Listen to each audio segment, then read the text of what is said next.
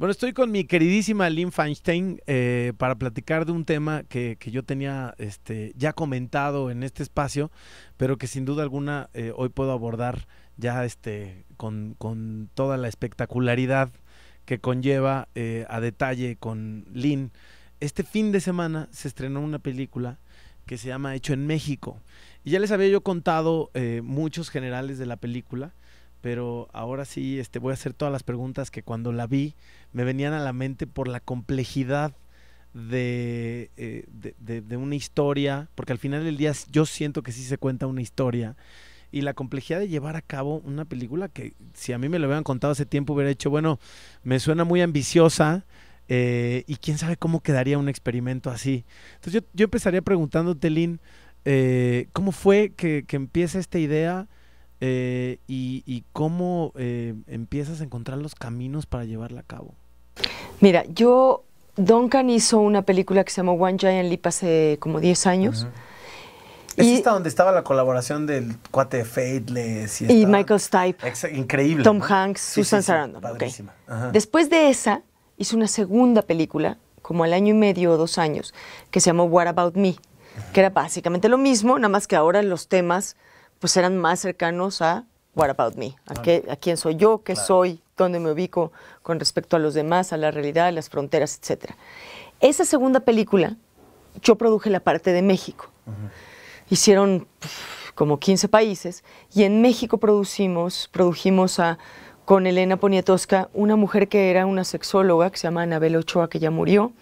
Hicimos una pieza sobre la Santa Muerte. En vez de Mono Blanco, en ese entonces usamos a una banda de son jarocho que se llamó Chuchumbe, que ya no existe, y Lila Downs. Ok, bueno, qué Y entonces joya. esa película de What About Me, que nunca salió, cayó en manos de Bernardo Gómez, que es uno de los vicepresidentes de Televisa. Sí. Y Bernardo dijo, yo quiero hacer una CIPA México. Okay. Y en menos de 24 horas, Bernardo nos llamó a mí y a Duncan, y en menos de 15 minutos los dos dijimos que sí. Claro. O sea, en realidad pasó muy rápido a partir de... Y entonces, en base a eso, lo primero que yo hice fue, Duncan era un inglés que nunca había pisado México más que en esas 2 semanas. No tenía ningún tipo de referencia, ni qué es el PRI, ni el PAN, ni Juan Gabriel, ni Café Tacuba, ni nada. Entonces, lo que yo hice fue escoger una serie como en ajedrez, los peones que siempre, los primeros que sacas en ajedrez son aquellos que pones adelante en las primeras jugadas, y entonces era un disco de Elina que son 5 discos, es un álbum que tiene desde que son jarocho, desde la zona huasteca, desde el norte, el canto cardenche, chamulas, otziles, celtales, esos sonidos junto con Café Tacuba, Kinky, Los Temerarios, Los Caifanes, y pues ahí empezamos a sumar. Pero tú le ibas mandando todo. Todo. Ajá. Yo le iba poniendo cosas que yo creía que podían funcionar.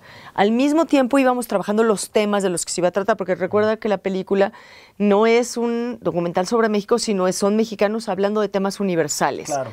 Entonces, una vez que decidimos que el tema del nacimiento y la muerte iba a tratar a esto, entonces, ¿quién estaba en esos bordes? Bueno, pues Julieta estaba embarazada, Chabela estaba bastante enferma, es una mujer grande, Elena ya había hablado con nosotros de la muerte. Entonces, bueno, armemos ese capítulo y a quién invitamos a cantar. Entonces, conforme íbamos armando los capítulos y los temas, íbamos acomodando a las personas, a los cabezas parlantes, a los músicos, y en los estados, porque yo también tenía muy claro que habían estados muy claves a los que teníamos que ir, que era musicalmente siempre. Claro. Oaxaca, Veracruz, Chiapas, el norte, estuvimos en Apodaca, en Monterrey, estuvimos en Los Ángeles, estuvimos en Tijuana, y ahí entonces lo que hacíamos era gente local que podía hablarnos de esos temas, y músicos con los que Duncan podía componer canciones y crear un tema. Ya. Y entonces así lo fuimos armando. ¿Cuánto tiempo les llevó? En total, de que empezamos a que estrenamos, fueron 2 años y medio. 2 años y medio, a partir de que empezaron y de que... O sea, empezamos en diciembre del 2009, en el que dijimos sí, y ya de enero a mayo fue preproducción, y de mayo a noviembre del siguiente año filmación. ¿Y qué tan difícil era como justamente este proceso? Digo, entre músicos se entienden con el lenguaje universal, pero al final del día este approach, Duncan llegando, tú me imagino pues cabildeando y al principio siendo intermediaria de muchas cosas y que se logre, porque se siente una cierta intimidad en la película, así la percibí yo, no se siente como de haber llegado, o sea, había algo, ¿no?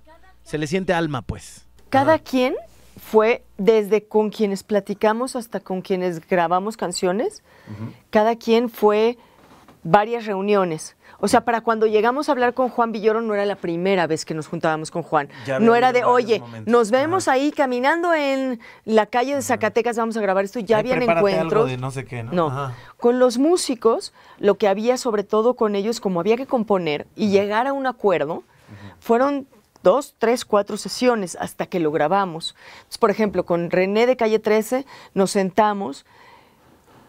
¿Cuáles son los temas que a René le eran cercanos? Claro. ¿No? Bueno, entonces llegamos a la conclusión que era la libertad. Y de ahí ya fueron intercambios varios entre Duncan y él con respecto a la letra y la canción. Duncan normalmente lo que hace, que es lo más bonito que hace Duncan, es primero él habla musicalmente. Y ya que tiene esa cama musical, empiezan a construirse las cosas encima. Entonces Duncan le podía dar una canción, una línea musical a Mandita y le ponía lo que había tocado Aguacaliente, digamos, o Camilo. Y sobre eso específicamente lo que Duncan quería conseguir era lo que le daba de feedback. O sea, a lo mejor no le ponía la rola completa, sino solo le ponía un trombón. Y entonces así se fueron construyendo con la gente que más bien era cabeza parlantera. ¿Qué tema te importa? Entonces, por ejemplo, con Diego, pues Diego había acabado de ser padre, había todo un asunto ahí con respecto a las fronteras entre los hombres y las mujeres, y lo aterrizamos ahí. Y así fuimos haciendo todos estos cachitos. A mí me parece, sobre todo, muy interesante que además lo hayan reflejado a cuadro, porque incluso para la gente que no lo ha visto, cuando ustedes ven todas estas intervenciones, sobre todo las de los músicos interactuando, siempre los van a ver en la película con audífonos y microfoneados. Sí, porque la idea es que esto no es un videoclip. Exactamente. Ajá. Lo importante era cantar la canción. Lo que estás cantando es lo que va a salir en la película. Así es, y ¿no? Opinar sobre. Tratamos de que se viera muy bonito, pero no era un videoclip de 3 días con Alejandro Fernández. Y cuando la gente te preguntaba, porque yo nunca hablé contigo de la película hasta que nos topamos en Londres, que la presentaron allá, me parece que antes que en ningún otro lugar, en el London Mex Fest. Pero cuando te preguntaba la gente o tenías que contar el proyecto, ¿cómo describes una película así, Lina? Lo más fácil siempre es, ya, ¿tú conoces el proyecto One Giant Leap? Exactamente. Si te dicen que sí, bueno, es la versión mexicana. Es la versión corta. Si te dicen que no, entonces es una explicación como son seres humanos opinando de temas universales, los cantan o los hablan. Y está armado muy bonito. Claro. ¿No? Básicamente está filmado muy bonito, está cuidado que el audio, el sonido sean bonitos y sobre todo que haya pues es para provocar emociones. ¿Qué momento tan particular, ¿no? En el que sale esta película, porque me parece que el momento que vive México hoy en día es un momento ideal para que salga una película. Sí, pero es súper difícil. Ajá, te voy a contar. Era lo que te iba a preguntar. Que fue súper difícil. ¿Se lee bien o se lee mal de su lado? Es que se lee de ambas cosas, que eso es lo que ha sido muy difícil. Mira, cuando nosotros empezamos esta película en el 2009 éramos otros en México. Claro. ¿No? Bueno. Entonces hacemos esta película y está terminada pues para mayo. Si nosotros acabamos esta película antes de las elecciones, el discurso ya no hubiera sido temporal, no atemporal. Por supuesto, porque hubiera parecido que era una película que aprovechaba el tema de las elecciones. Así es, o que tenía un discurso político. Claro. Y lo que hemos tratado de deslindarnos es de un discurso político. O sea, digamos que entre las cosas buenas y malas que nos critican ahí es superflua, porque no habla de lo que realmente está pasando en México. Porque si esta película la hubiéramos hecho con un mexicano, probablemente sus temas no hubieran sido el nacimiento y la muerte, sino la violencia y la inseguridad. Por supuesto. Entonces, el asunto con Duncan es que Duncan trae esta preocupación universal, donde los temas, a pesar de lo que esté sucediendo en la realidad, el tema de la libertad es un asunto que nos toca a todos los humanos. Hoy los mexicanos la estamos pasando súper mal en cuanto a la inseguridad, pues la libertad tiene un issue, es un asunto. Claro.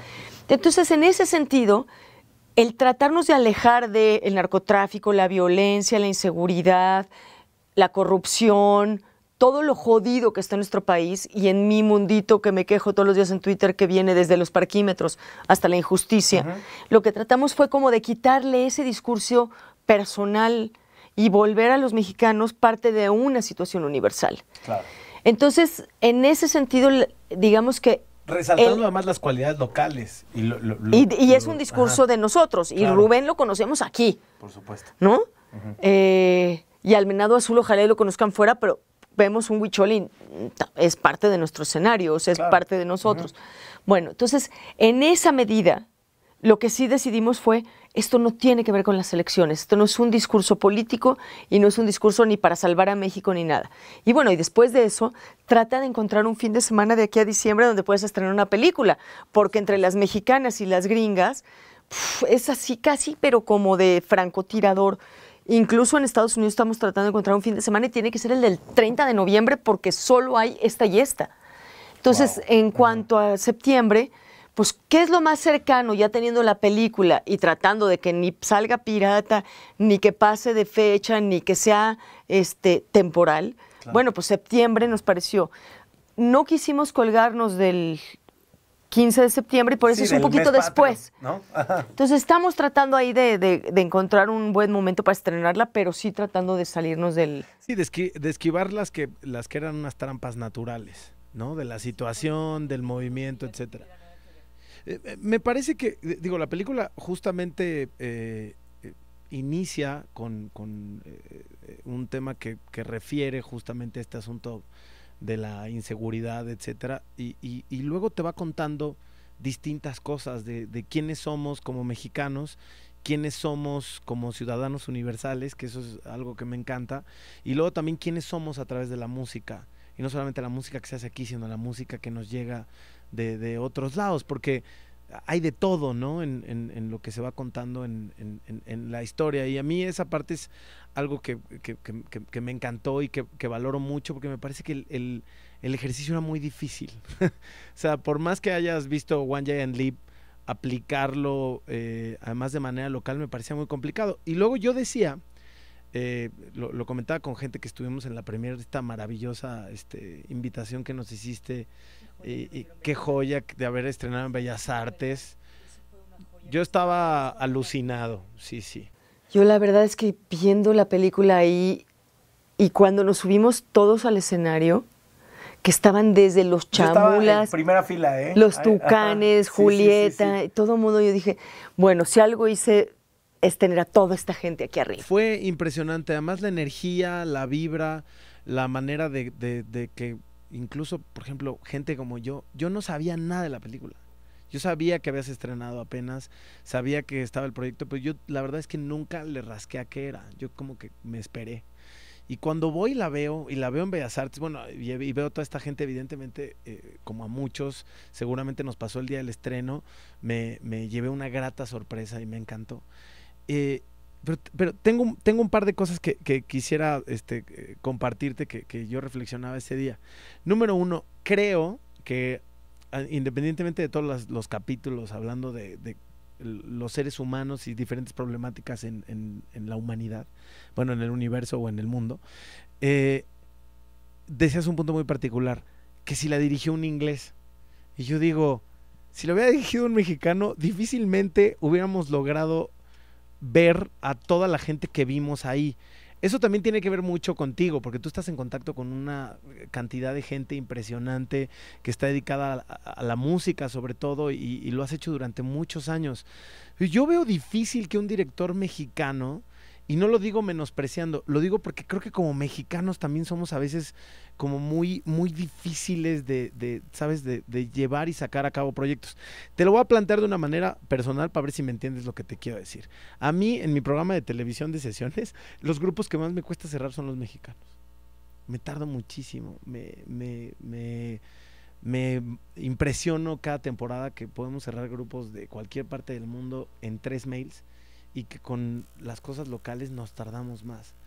No porque no lo quieran hacer, hay un cabildeo extra, hay como una ida y vuelta que a veces es muy difícil.